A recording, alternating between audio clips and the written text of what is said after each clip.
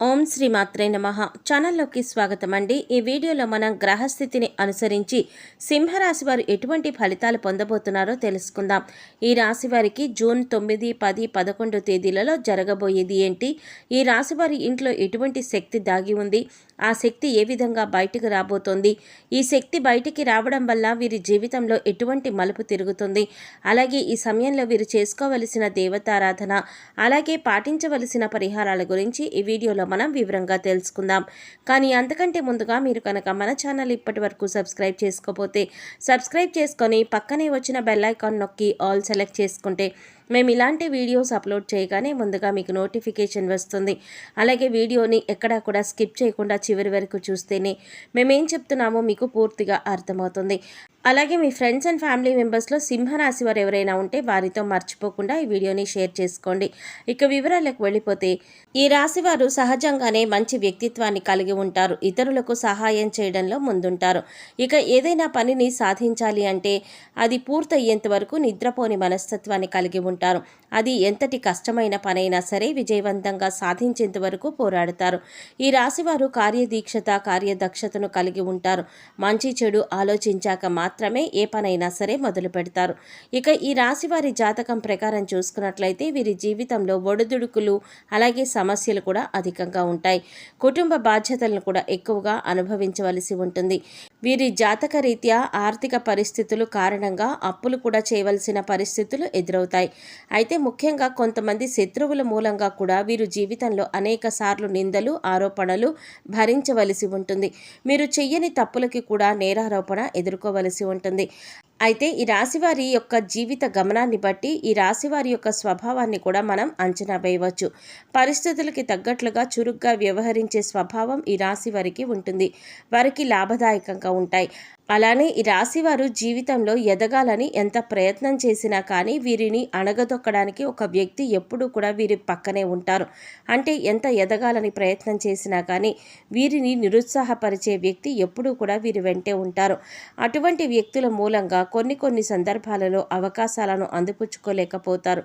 ఒకవేళ ఎంతో కష్టపడి అవకాశాలను అందిపుచ్చుకున్నా కూడా వాటి వల్ల వీరికి ఎటువంటి ప్రయోజనం అనేది కూడా ఉండదు. అయితే ఈ రాశివారు జీవితంలో ఎటువంటి పరిస్థితులు వచ్చినా కూడా పట్టుదలతో మీరు ముందుకు సాగినట్లయితే కనుక ఖచ్చితంగా మీ జీవితంలో అనేక రకాల శుభ ఫలితాలను అందుకుంటారు. ఇక ఈ సమయంలో మీలో దాగి ఉన్న ఒక శక్తి అనేది బయటికి రాబోతోంది. అదే ప్రతికూల శక్తి. మీలో చాలా కాలంగా మీకు తెలియకుండా దాగి ఉన్న ప్రతికూల శక్తి ఈ సమయంలో బయటికి రావడం వల్ల మీరెంతో కాలంగా ఇబ్బంది పడుతున్న అనారోగ్య సమస్యలు కానీ, ప్రతికూల ఫలితాలు కానీ అన్నీ కూడా దూరం అయిపోతాయి. ముఖ్యంగా ఆర్థిక పరిస్థితులు మిమ్మల్ని ఎంతో కాలంగా ఇబ్బంది పెట్టిన సందర్భాలు కూడా ఉన్నాయి. క్రమక్రమంగా ఆర్థికంగా దిగజారిపోయిన పరిస్థితులు కూడా చూశారు. ఆర్థికంగా ఎదగడానికి ఎంత కృషి చేసినా కూడా ఎటువంటి ఫలితం కనబడట్లేదు. దానికి కారణం మీ ఇంట్లో దాగి ఉన్న ప్రతికూల శక్తి. ఈ ప్రతికూల శక్తి మీ ఇంట్లో దాగి ఉండడం కారణంగా చాలా కాలంగా మీరు ఎన్నో రకాల ఇబ్బందులు ఎదుర్కొంటున్నారు. ఎన్నో రకాల నిందలు పడవలసి వచ్చింది. అవమానాలు, ఆరోపణలు ఎదుర్కొన్నారు. కుటుంబ సభ్యుల మధ్య సఖ్యత కూడా లేదు. అలాగే ఆర్థికంగా కూడా దిగజారిపోతున్నారు. ఈ విధంగా ఎన్నో రకాల సమస్యలు ఎదుర్కొంటున్నారు. దీనికి గల కారణం మీ ఇంట్లో దాగి ఉన్న ప్రతికూల శక్తి. ప్రతికూల శక్తి అంటే నెగిటివ్ ఎనర్జీ. ఇది ఏ రకంగానైనా సరే మీ ఇంట్లోకి ప్రవేశించి ఉండవచ్చు. అంటే నరదృష్టి ఉన్నా కూడా ప్రతికూల శక్తి మీ ఇంట్లోకి ప్రవేశిస్తుంది. లేదా మీరు బయటకు వెళ్ళి ఇంట్లోకి వచ్చినప్పుడు మీతో కూడా ప్రవేశించి ఉండవచ్చు. అయితే ఇటువంటి యొక్క నెగిటివ్ ఎనర్జీ మీ ఇంట్లో ఉండడం కారణంగా మీరు అనేక రకాలుగా సమస్యలు ఎదుర్కొంటున్నారు. అయితే ముఖ్యంగా ఇన్ని సమస్యలకి కారణం తెలుసుకుంటేనే మీ సమస్యలకి పరిష్కారం దొరుకుతుంది. దీనికి ఒకే ఒక కారణం మీ ఇంట్లో ఉన్న నెగిటివ్ ఎనర్జీ. అయితే ఈ సమయంలో మీ ఇంట్లో ఉన్న నకారాత్మక శక్తి ఏదైతే ఉందో అది బయటకు రాబోతోంది. ఇక ఎప్పుడైతే ఈ నకారాత్మక శక్తి బయటకు వస్తుందో అప్పటి నుంచి మీకున్న దురదృష్టం అంతా కూడా తొలగిపోతుంది. మీరు ఎదుర్కొంటున్న సమస్యలన్నింటి నుంచి కూడా మీరు బయటపడతారు. అయితే ఈ సమయంలో మీరు చేయవలసిన దేవతారాధన, పాటించవలసిన పరిహారాల గురించి చూసుకున్నట్లయితే, ఎప్పుడైతే మీ ఇంటి నుంచి నకారాత్మక శక్తి బయటపడుతుందో అప్పటి నుంచి మీరు ఈ సమయంలో ఉదయం, సాయంత్రం కూడా ఇంట్లో ధూపం వేయండి. అలాగే ఒక మట్టి పాత్ర తీసుకొని దానిలో రాళ్ల ఉప్పు వేసి పైన చిటికెడు పసుపు, చిటికెడు కుంకుమ వేసి ఒక 10 నుంచి 15 మిరియాలు ఉప్పు పైన వేయండి. ఇలా వేసిన మట్టి పాత్రను 2 చేతుల్లో పట్టుకొని అన్ని గదులు తిరగండి. అలాగే తిరిగేటప్పుడు ఇంట్లో ఉన్న నకారాత్మక శక్తి బయటకు వెళ్ళిపోవాలి అని సంకల్పించుకోండి. తర్వాత మట్టి పాత్రను తీసుకువచ్చి హాల్లో ఎక్కడైనా మూల పెట్టేయండి. మర్నాడు ఉదయం లేచి ఆ ఉప్పును ఏదైనా పారే నీటిలో పడేయండి. లేదా ఏదైనా చెట్టు మొదట్లో కానీ లేదా బయట వాష్ ఏరియాలో వేసేసి నీళ్లు వదిలేయండి. తర్వాత కాళ్ళు చేతులు కడుక్కొని ఇంట్లోకి రండి. తర్వాత చక్కగా స్నానం చేసి దేవుడి దగ్గర దీపారాధన చేసి ఇంట్లో ధూపం వేయండి. ఇక ఎప్పుడైతే ఈ విధమైన పరిహారం చేస్తారో అప్పుడు ఇంట్లో ఉండే నకారాత్మక శక్తి అంతా కూడా బయటకు వెళ్ళిపోయి ఇంట్లోకి నకారాత్మక శక్తి అంటే దైవశక్తి ప్రవేశిస్తుంది. లక్ష్మీదేవి ప్రసన్నమై మీకు పడినటువంటి కష్టాలన్నీ కూడా దూరం చేసుకోవచ్చు.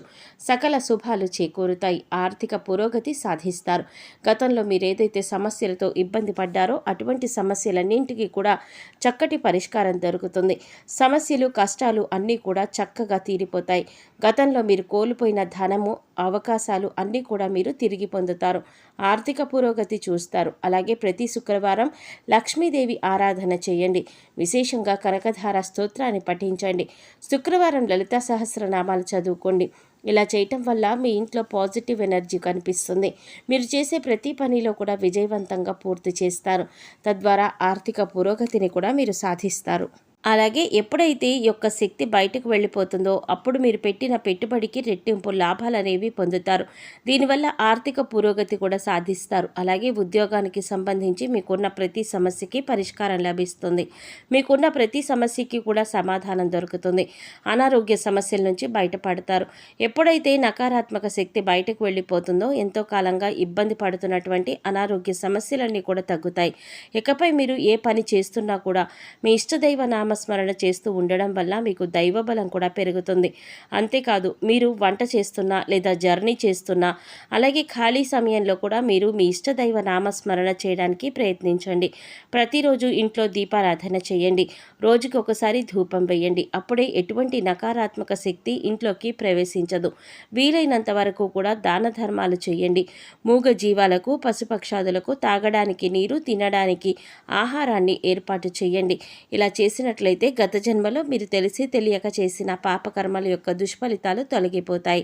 చూశారు కదండి, జూన్ నెల 9, 10, 11 తేదీలలో సింహరాశి వారి జాతక రీత్యా ఎటువంటి ఫలితాలు పొందబోతున్నారు, అలాగే వీరి ఇంట్లో ఏ శక్తి దాగి ఉంది, ఆ శక్తి ఏ విధంగా బయటకు వస్తుంది, ఇలా బయటికి రావడం వల్ల మీ జీవితం ఎటువంటి మలుపు తిరుగుతుంది, అలాగే ఈ సమయంలో మీరు ఎటువంటి పరిహారం చేసుకోవడం వల్ల జీవితంలో ఉన్నతిని సాధిస్తారు అనే పూర్తి వివరాలను ఈ వీడియోలో మనం తెలుసుకున్నాం కదా.